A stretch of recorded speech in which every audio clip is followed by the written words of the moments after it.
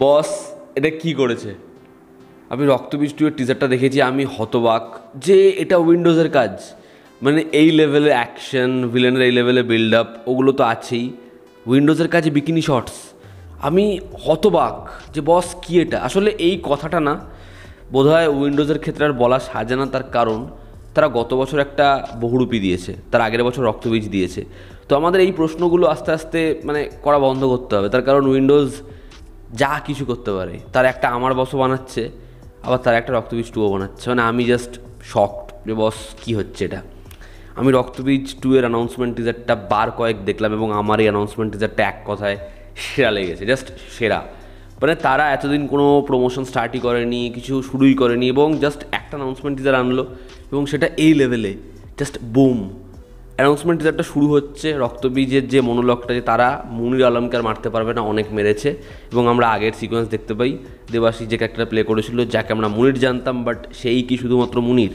সে মারা যায়, মাটিতে তার রক্তের ফোঁটা পড়ে এবং সেখান থেকে আরও এক দানবের জন্ম হয়। এই যে ইন্ডিকেশনটা, সেটা আবারও রয়েছে। এবং সেখান থেকে মুনিরের খোঁজ শুরু হয়, হাজার হাজার লাখ লাখ মুনির, এবং তাদেরকে এবার ধরে ধরে এলিমিনেট করবে কে। এবার বিষয়টা অনেক বড় স্তরে হবে। আমরা দেখতে পেয়েছিলাম পঙ্কজ দিল্লিতে ফিরেছে, তো মেবি এবার দিল্লিতে বা ভারতের অন্য কোনো বড় জায়গায় এই বিষয়টা আবার ঘটতে চলেছে, যেখানে সংযুক্তা, পঙ্কজ মানে মিমি চক্রবর্তী, আবিরের ক্যারেক্টার, তারা এই কেসে যুক্ত হচ্ছে, ইনভেস্টিগেশন শুরু হচ্ছে। আমি সবথেকে বেশি প্রথমে যেখানে অবাক হয়েছি সেটা হচ্ছে কাঞ্চন মল্লিককে রিয়াকশান করাচ্ছে। আমি এই টিজারটা না স্লো করে প্রত্যেকটা ফ্রেম ধরে ধরে দেখি যে কী লোকাচ্ছে, কারণ টিজারটা এত ফাস্ট যাচ্ছে। এবং সেখানে আমি অনেক কিছু এমন দেখতে পাই যেটা দেখে এই ছবিটা বস একদম হাটকে কিছু হতে পারে সেরকম মনে হচ্ছে আমার। এখানে গল্পটা আগের একটা বড় চাঙ্ক আমাদের বলবে। রক্তবীজ যেখান থেকে গল্পটা শুরু হয় দেখবে, সেখানে বারবার এই কথাটা বলা হচ্ছিল যে ভিক্টর ব্যানার্জি যে ক্যারেক্টারটা প্লে করছে তার ওয়াইফ মারা গিয়েছে।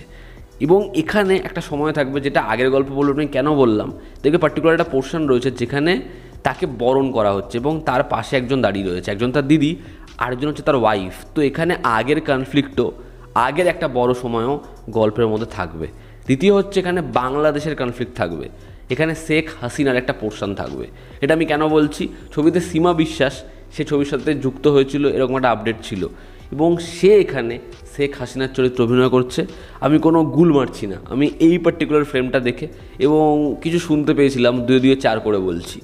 এবার তারপর আসে ওখানে একের পর এক ক্যারেক্টার, আবির হোক, মিমি হোক, কৌশানী হোক, নুসরাতের মেবি একটা আইটেম নাম্বার থাকবে। প্রত্যেককে দেখতে খুব ভালো লাগছে। তবে যেটা আমার সবথেকে বেশি ভালো লেগেছে সেটা হচ্ছে তারা না অ্যাকশনটার স্কেল আপ করেছে।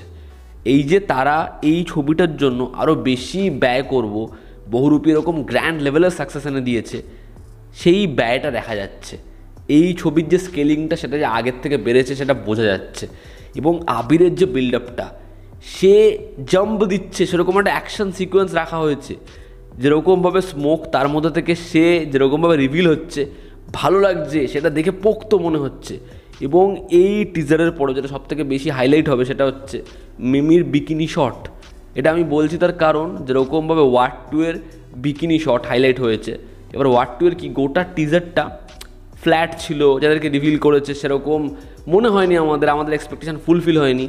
কিন্তু এই টিজারটা পুরোটাই কিন্তু আমাদের এক্সপেকটেশানকে দারুণভাবে চমকে দিয়েছে। এখানে আবিরের মিমির কিন্তু বিচে রোম্যান্স হবে, তারও একটা ঝলক এই অ্যানাউন্সমেন্ট টিজারে রিভিল করা হয়েছে।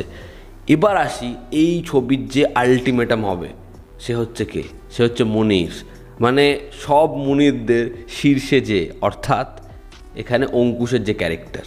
এখানে অঙ্কুশের ক্যারেক্টারকে এই গোটা অ্যানাউন্সমেন্ট টিজারে রিভিলই করা হয়নি, কিন্তু তার বিল্ড আপ দেখো। টিজারের একদম শেষ ভাগে সে আসছে এবং তার আশাটাকে এরকমভাবে হাইলাইট করা হয়েছে যে আমাদের মনে হয় বস অ্যান্টাগনিস্ট হবে তো এরকম হবে। যেরকমভাবে রক্তবীজে একদম শেষ ভাগে এসে পুরো লাইমলাইট সে খেয়ে বেরিয়ে গেছিলো, আমার মনে হচ্ছে রক্তবীজ 2তে সেই হবে সবথেকে বড় আলোচ্য বিষয়।